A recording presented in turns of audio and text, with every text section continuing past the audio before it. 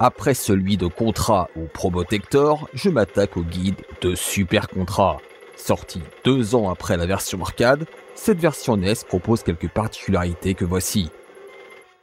Un level design simplifié. On pourrait évidemment considérer cela comme un défaut, mais les niveaux de Super Contra sont généralement plus linéaires que dans le premier épisode. À titre d'exemple, le niveau de la jungle était constitué de plusieurs étages que l'on pouvait aborder de différentes façons, alors que dans Super Contra, on se contente d'aller vers l'avant. On perd certes en complexité, mais cela a le mérite de rendre la progression dans Super Contra plus fluide et rapide. Des stages réaménagés sur NES. À l'image de l'épisode précédent, Super Contra a subi des modifications sur NES. Il propose 3 stages exclusifs à cette version. Une base, une montagne et un nid d'aliens dont la particularité est d'être construit verticalement. L'ordre des stages et des boss est également légèrement différent avec des boss uniques à cette version, y compris le boss final. Personne n'a été lésé. Contrairement au premier, Super Contra n'a pas subi de downgrade dans ses versions occidentales, ni de modifications substantielles. Donc personne n'a été pénalisé. À cela près que la version PAL est affectée par le 50 Hz et qu'elle tourne avec des musiques accélérées si on fait tourner le jeu sur des consoles NTSC. C'est pour cela que j'ai filmé ce let's play dans la version japonaise. Il reprend presque les mêmes contrôles que Contra. La version NES utilise globalement le même système de jeu que Contra 1, même si les séquences vues de derrière ont été remplacées par des phases vues de haut. À savoir le bouton A pour sauter, B pour tirer et les mêmes power-up. C'est pour cela que je ne vous les présente pas à nouveau. Cela dit, précisons que le lance-flamme tire désormais des petites boules de feu à la place de flammes en tire-bouchon, et qu'elle est désormais bien plus efficace, même si, comme vous le verrez, le spread est une nouvelle fois avantagé. Non, le jeu n'est pas plus difficile au deuxième loop. Contrairement à la version arcade, le deuxième loop dans Super Contra ne rehausse en rien le niveau de difficulté par rapport au premier. Bien sûr, il serait imprudent d'être catégorique, car les patterns, en partie aléatoires, sont difficiles à comparer.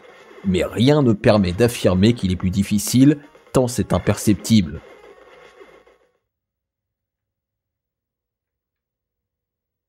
Tel Schwarzenegger descendant de son hélicoptère dans Predator, vous voici lancé à l'assaut des ennemis.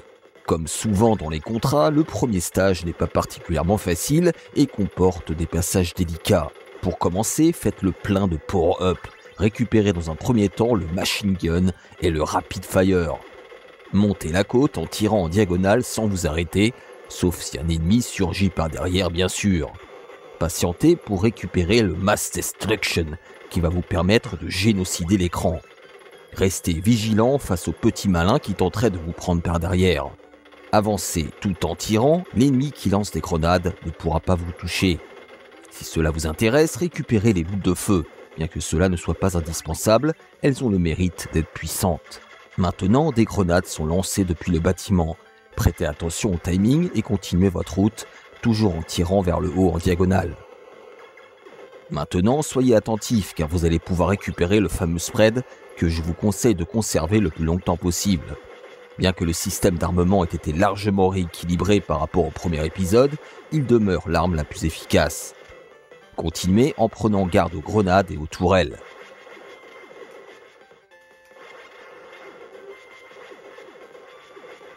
Éliminez un dernier soldat et vous vous retrouverez face au boss, un hélicoptère de combat qui, soit dit en passant, a été modernisé dans la version PAL. Pour le combattre, je suggère de vous placer dans la fosse à gauche et de tirer vers le haut. Cela vous permettra de toucher à la fois l'hélicoptère et les ennemis venant de gauche. Une fois ces mitrailleuses détruites, attaquez son point faible, bien identifiable par une grosse boule brillante au cas où vous seriez myope. Et voilà, c'est fait.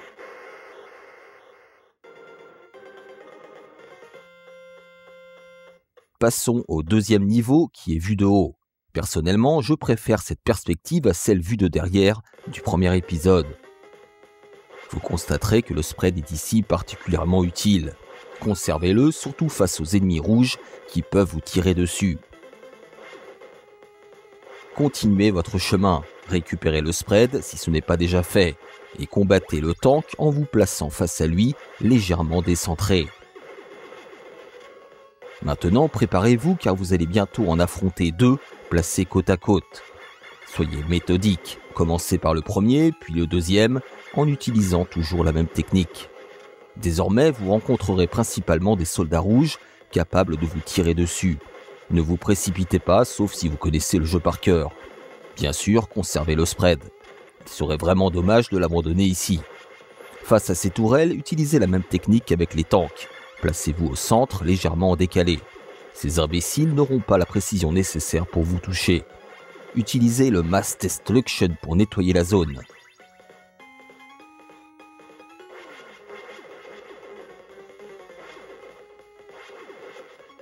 Après ce pont, vous croiserez deux tourelles qui se font face.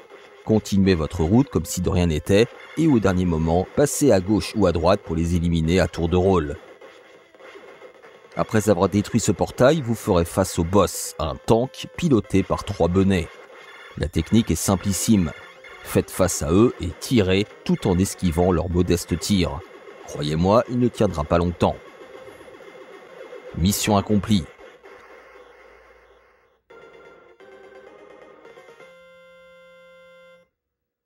Chers camarades, il est temps de passer au 3e stage qui se déroule dans la jungle.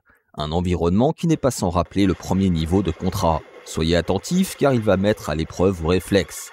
Dès le début, faites attention aux ennemis rouges cachés dans le décor, qui vous tirent dessus au dernier moment. Récupérez le Rapid Fire et le Mass Destruction, ça ne peut pas faire de mal. Soyez vigilants face aux mitrailleuses émergeant du sol. Si vous sentez que vous ne pouvez pas les détruire rapidement, sautez par-dessus pour éviter leurs balles.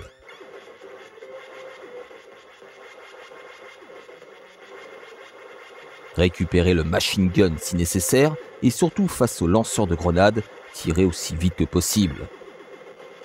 Éliminez rapidement ce sniper allongé, puis foncez vers l'avant tout en tirant vers le haut en diagonale. Éliminez les ennemis venant de l'arrière aussi rapidement que possible et surtout ne restez pas statique. À noter que dans cet épisode, vous pouvez sauter dans l'eau, mais 2 fois moins haut. Il faut donc en tenir compte lorsque vous sautez au-dessus des balles.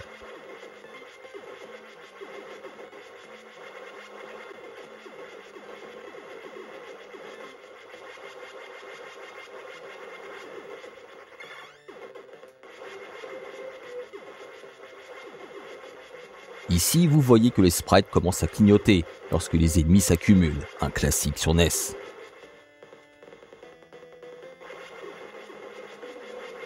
Vous pensiez que c'était la fin du niveau? Eh bien non, vous allez maintenant affronter un mid-boss.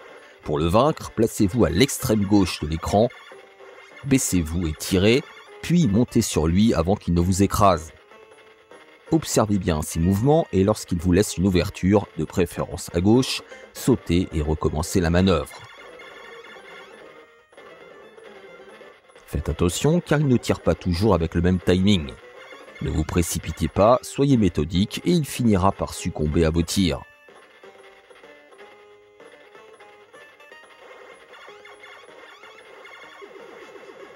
Une fois détruit, il est temps de repartir vers l'extrême droite. Cette séquence est intéressante d'un point de vue du level design. Une partie du sol va se dérober sous vos pieds, un peu comme dans le 2e niveau de Ghouls 'n Ghosts. N'hésitez pas à prendre des boules de feu, dans le cas où vous auriez perdu le spread, elles sont très utiles face au boss. N'hésitez pas à utiliser le Air Control pour sauter vers l'avant et provoquer les glissements de terrain.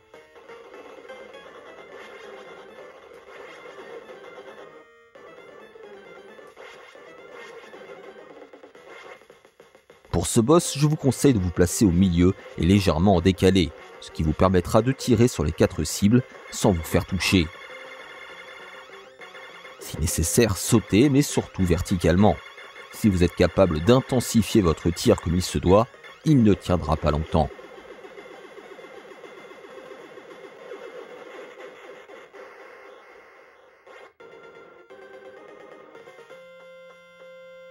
Oh, mais nous en sommes déjà au 5e stage. Vous voyez que Super Contra n'est pas beaucoup plus long que le premier. Celui-ci se déroule en grande partie verticalement. Tout d'abord, précisons qu'il est beaucoup plus facile avec le spread, comme vous pouvez le constater avec ces bulles qui sortent du plafond. N'avancez surtout pas avant de les avoir éliminés intégralement.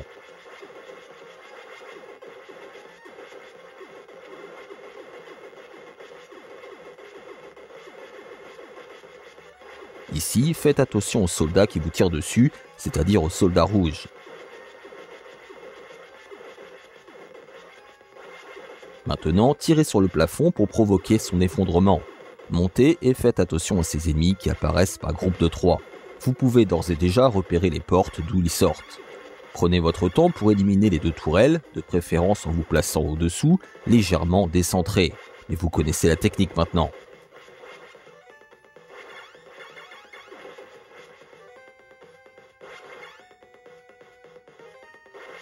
Débarrassez-vous rapidement de la tourelle de droite, puis montez et faites attention à l'effondrement.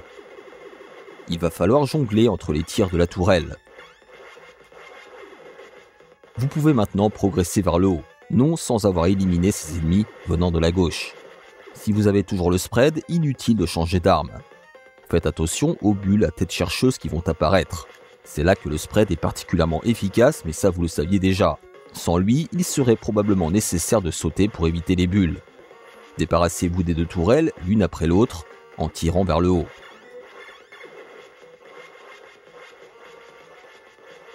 Ne prenez aucun risque et tentez d'étouffer dans l'œuf la moindre offensive ennemie.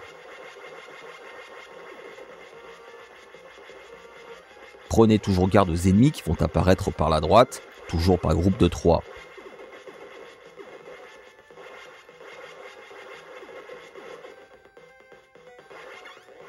Éliminez rapidement les 2 tourelles qui se déplacent horizontalement,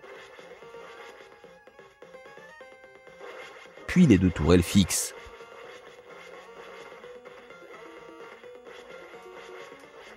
Ici, j'ai été trop lent, il faut éliminer rapidement les tourelles mobiles juste avant l'arrivée des bulles. Celles-ci peuvent potentiellement poser problème car le timing est assez serré. Comme vous vous en doutez, continuez à tirer vers le haut même si vous ne voyez rien arriver.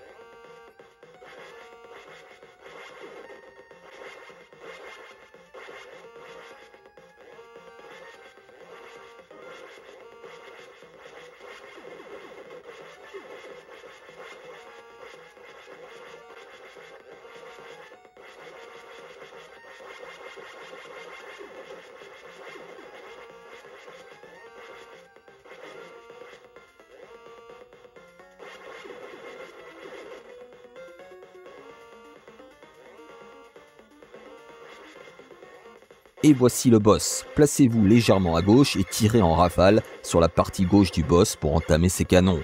Laissez passer 2 vagues de tirs, puis placez-vous maintenant à droite. Continuez à viser ses canons. Repassez en dessous de lui et vous devriez pouvoir le finir rapidement. Surtout, soyez attentif à la direction que prennent ses tirs.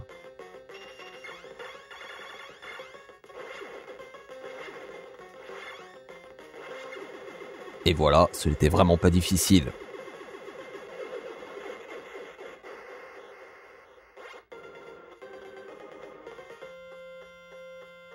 Passons maintenant au stage suivant qui se déroule une nouvelle fois verticalement. C'est d'ailleurs l'une des particularités de cet épisode de proposer autant de dénivelé.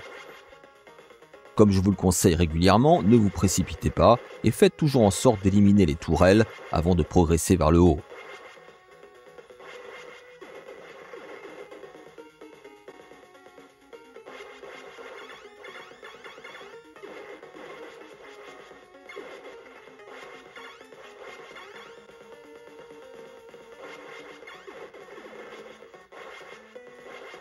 Attention à cet ennemi qui va tirer avant même que vous sautiez.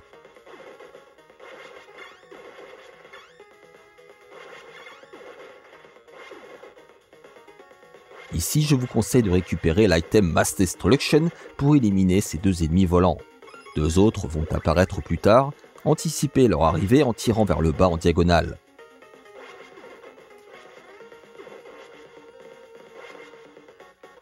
Maintenant, attention aux rochers violets. Ici, sautez pour faire apparaître celui du haut, et une fois détruit, faufilez-vous.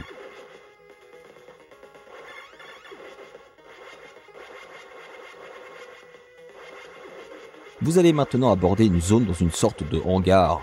À chaque étage se trouvent en alternance des ennemis qui vont sortir de gauche et des mitrailleuses qui sortent du sol.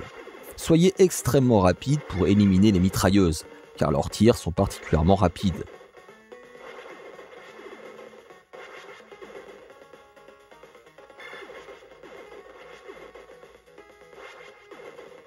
Ce boss est sans aucun doute le plus difficile de tout le jeu, car il demande de bons réflexes. Avant son arrivée, placez-vous à peu près au centre et tirez en rafale vers le haut.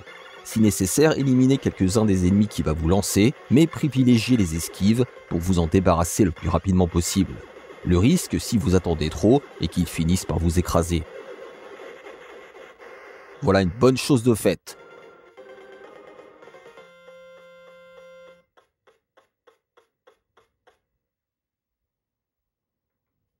Le stage 6 se déroule vu de haut. Passez du côté droit ou du côté gauche, peu importe, mais éliminez rapidement ces espèces de coccinelles qui peuvent vous tirer dessus. Ici, ne vous arrêtez pas, mais tirez en rafale le plus rapidement possible, au cas où ces sortes de gueules apparaîtraient juste en face de vous. Les crânes qui tournent autour de vous ne sont pas bien dangereux, mais arrêtez-vous de préférence pour les éliminer.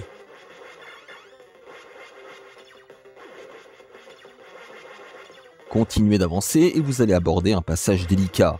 Je vous conseille de frôler le bord de droite ou de gauche afin d'éliminer le plus rapidement possible ces espèces de boules piquantes, tout en tirant par intermittence de l'autre côté pour éviter d'être débordé. Si vous êtes trop lent, il faudra même parfois tirer vers le bas.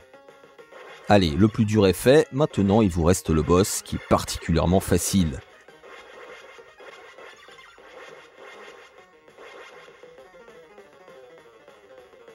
Placez-vous au centre, légèrement décentré, et quelques coups vont suffire à le fumer.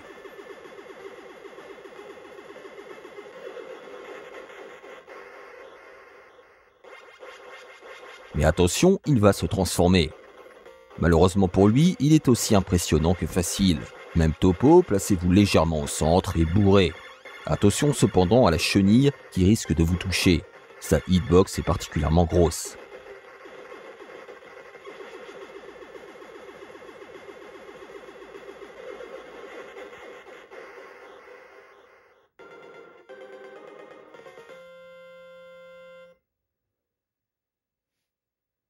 Le stage 7 vous fait rentrer dans l'antre de la bête. Surtout, ne prenez pas le laser ici, c'est une arme merdique pour ce stage. Faites particulièrement attention aux ennemis qui vont apparaître des côtés.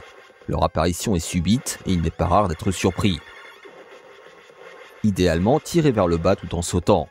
Heureusement, avec le spread, ce sera une formalité.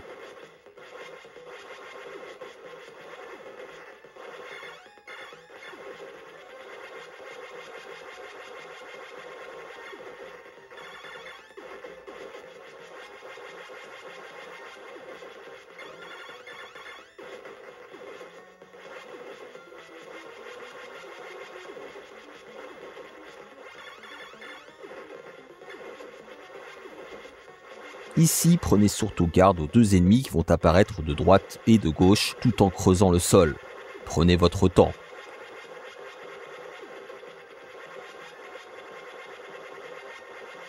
Si vous avez le spread, surtout ne changez pas d'arme. Et si vous l'avez perdu, sachez que vous pourrez le récupérer tout en bas du tunnel.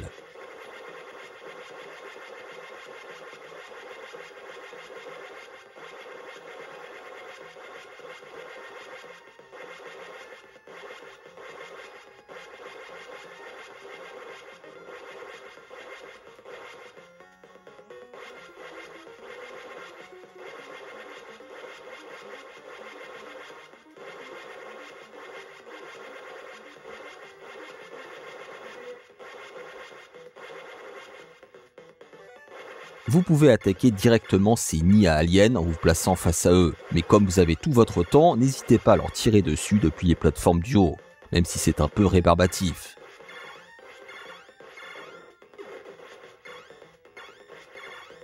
Si vous avez le spread, aucun problème, placez-vous très près des œufs et bourrez.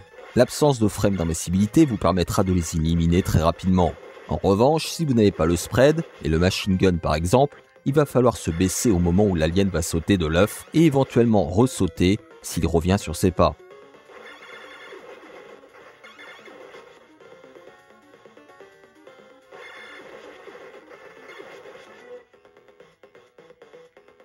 Le boss est une véritable formalité avec le spread. Placez-vous juste en dessous de lui, au centre, et bombardez-le. Si vous n'avez pas le spread, vous serez probablement obligé d'esquiver ces espèces de virus rouges. Ils représentent le plus grand danger.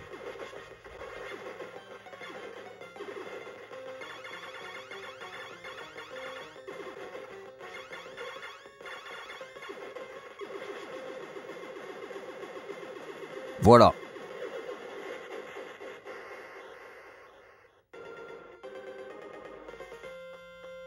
C'est fait. Maintenant, passons au stage final, qui à l'image du premier contrat n'est pas le plus difficile, mais restez sur vos gardes. Ici, priorisez les espèces de cellules qui flottent dans l'air et les espèces de bouches situées dans le décor. Comme vous le voyez, vous serez régulièrement attaqué par des vagues d'aliens.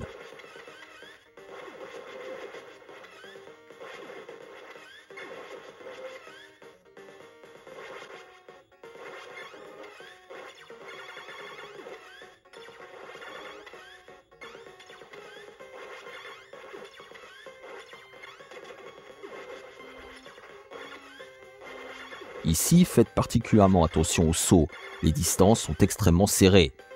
Vous avez un item à votre disposition ici.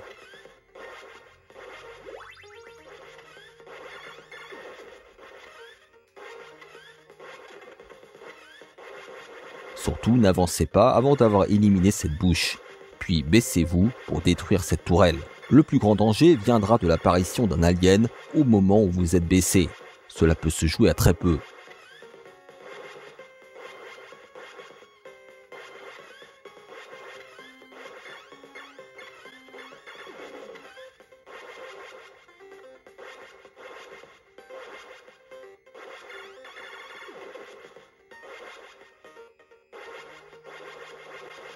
Évidemment, ne sautez jamais sans tirer, car un alien peut toujours apparaître en dessous de vous au dernier moment.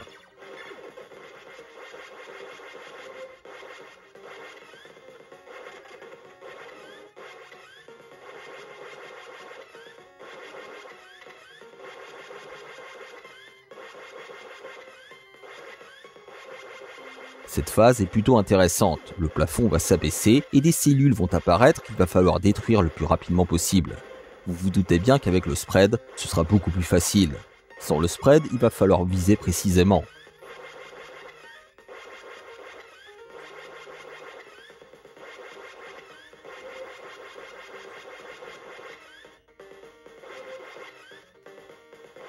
Ici, j'ai failli tomber car je n'étais pas assez rapide, mais placez-vous de préférence sur la plateforme la plus large, qui va vous donner plus de liberté dans vos mouvements. Comme vous le voyez, quand on n'élimine pas assez rapidement les cellules, il reste très peu de temps et de place pour éliminer les dernières.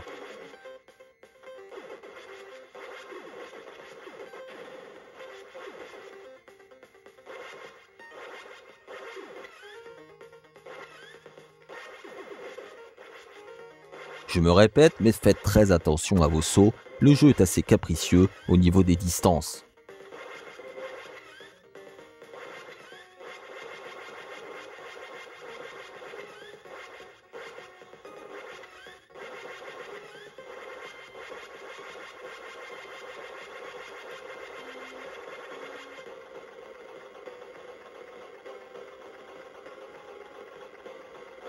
Et voici le boss final, qui est probablement le plus facile de tout le jeu, même si les patterns peuvent parfois changer.